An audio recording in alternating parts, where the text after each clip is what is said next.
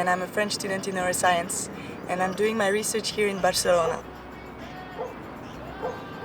My work here involves a bunch of drugs, a lot of brainwaves recordings, and it is directly linked to a complex psychiatric disorder, schizophrenia. One day a friend told me that she didn't understand anything that I was doing in the lab, so I decided to explain my work here using another approach in front of the camera.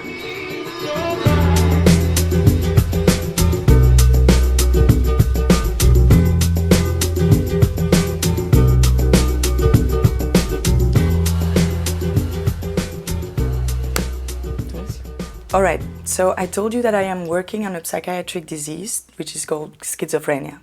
Schizophrenic patients are mostly seen as this. 23 identities live in Kevin's body. Did something happen? It has nothing to do with multiple personalities, like really not at all. Schizophrenia is a complex disorder with a set of very different symptoms, like hallucination, delusion, confused speech and behavior, but also depressive-like symptoms and memory impairments, among other things. These last symptoms are called cognitive. Cognition is a complex mechanism in the brains that are not really fully understood yet. And they rely to everything that is like the formation of new memories, the ability to acquire knowledge and to retrieve that knowledge. So, I also told you that I'm working with a bunch of drugs and that I'm recording brainwaves. What about all this? Well, first of all, I have to explain some really basic things about the brain and how it works. Otherwise, you might get a little bit lost. Okay, so the brain is composed of neurons. They are really cool cells because they use electricity to communicate between each other.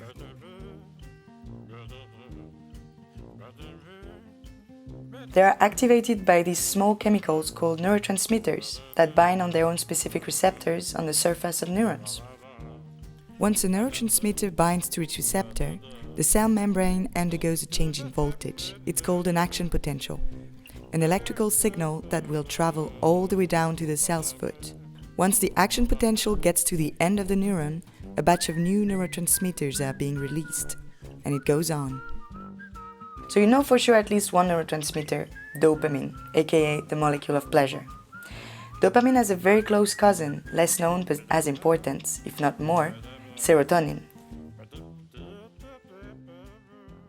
This neurotransmitter is located everywhere in the brain, and it's involved in more regulatory things, like mood or cognition itself. Most antidepressant drugs and also antipsychotic drugs, they are targeting specifically these two receptor systems, dopamine and serotonin. In my project, we're focusing mainly on serotonin. Why? Because this receptor is found everywhere in the brain, and so it gives it a really good position to influence all the other neurotransmitter systems, and to be a good modulator also of brain oscillations. Imagine the brain as a symphonic orchestra, with groups of neurons being like instruments of the orchestra. When instruments vibrate, they generate sound waves that propagate. It's the same with neurons. When they fire all together, they generate electrical waves that will travel at different frequencies in the brain. It's important to have a good synchronization of these brain waves between different areas of the brain. When these brain waves are disrupted, basically, you have a disruption also in your cognition. Instruments have to be synchronized in order to produce a finely tuned melody.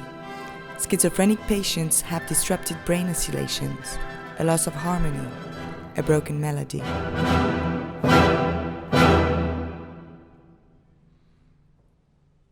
Alright, so to sum things up, I'm working with serotonin, because serotonin influences and modulates brainwaves. I have an animal model of schizophrenia in my labs, little mice that have schizophrenic symptoms, and basically what I'm trying to do is activate serotonergic receptors in these mice and try to see if I can fix their brain melody. Alright, so now let's get real and just join me at the lab.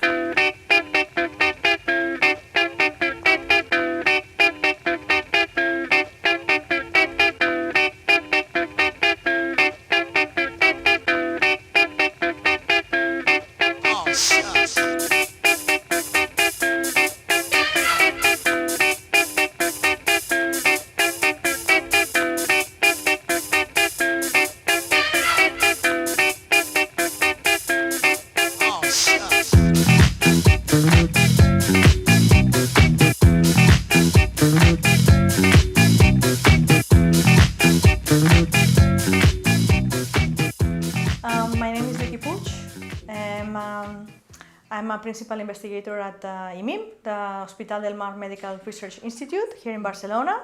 I became a PI 4.5 years ago, and I run a lab studying schizophrenia and intellectual disability.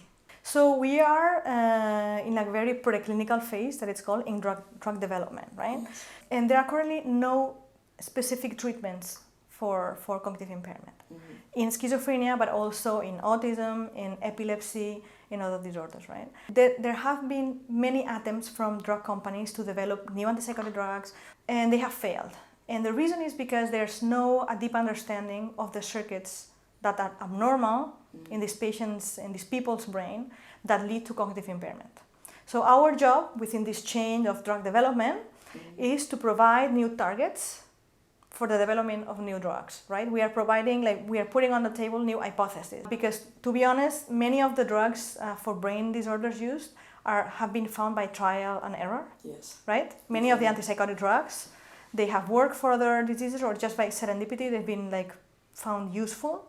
But the substrates of the effects of these drugs are not well understood. Yeah, well, our lab, for the good and the bad, lays in between a crossroads of different disciplines. One is cognitive neuroscience, so we're doing complex cognitive things in mice. Second is complex pharmacology, because the serotonergic and dopaminergic systems, the neuromodulatory systems in the brain that are the target of most brain drugs. These neurotransmitter systems have many different receptors in many areas of the brain, and they are per se very difficult to study. But on top of that, we are studying drugs that in pharmacology they are called promiscuous, means that they bind to different receptors, and it's hard to understand the mechanisms of how they work. Okay. On top of all of this, we are doing in vivo electrophysiology. That it's sophisticated. We have a lot of data that we generate. We generate big data on our experiments, and so to analyze that data, you need to know programming and some serious statistics, signal processing that it's called, and the special field for analysis of brain waves in systems neuroscience. One point of view, I think it's very important what we do, and it's necessary because someone has to use big data approaches to understand how drugs work, right? It's the next move. From the other point of view, sometimes I think that we are really tackling very complicated questions in psychiatry and brain disease and in systems neuroscience, right? It's very ambitious projects.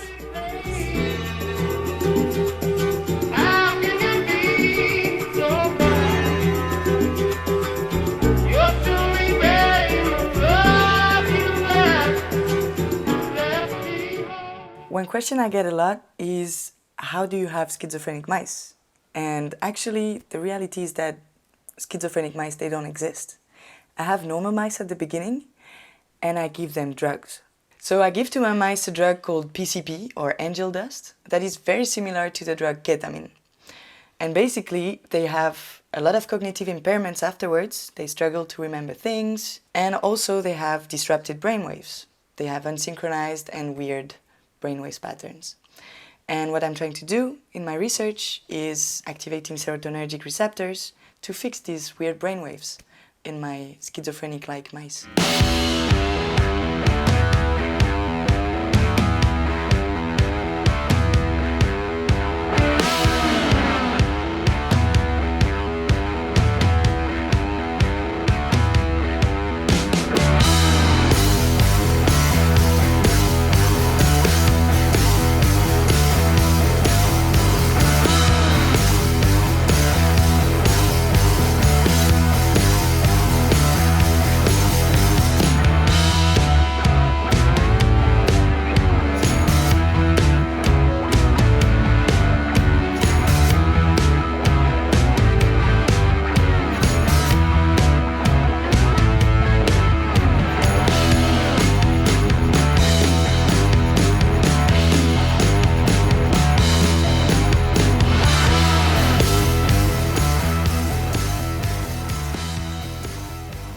So this is the room where I spent basically my entire time here.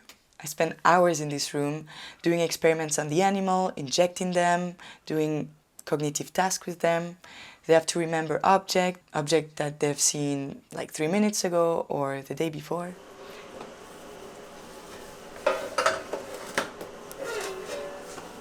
So here are the objects we use, usually Lego style, and we put them in the maze so that the animal get used to them. It's called the familiarization phase. And then we're going to record the interaction time of the animal with the objects.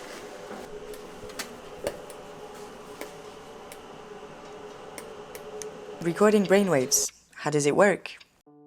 We're interested in two areas of the animal brain, the prefrontal cortex in one side and the hippocampus on the other side. These two areas are highly involved in cognition.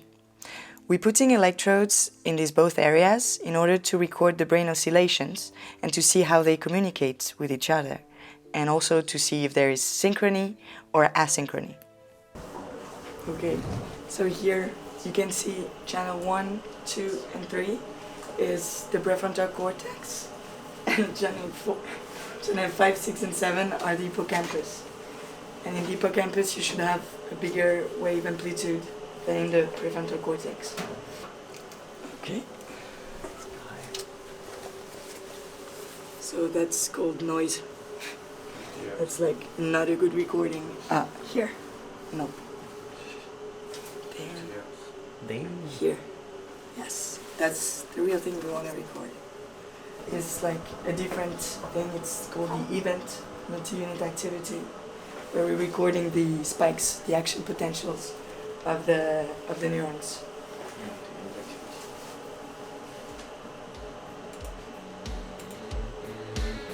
That's it.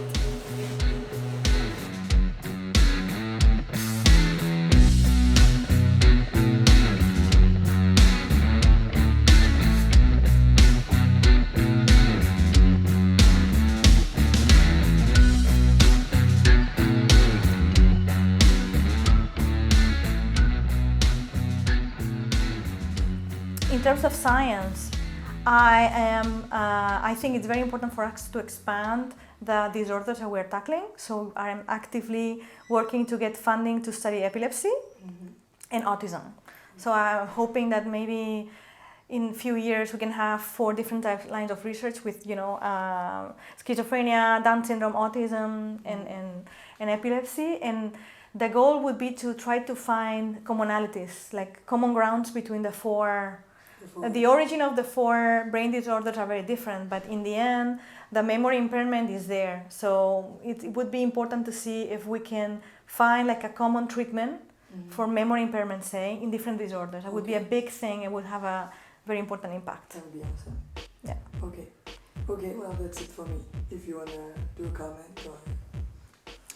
Well, my lab is awesome. If you have someone that is interested in coming and working really hard, then please contact me.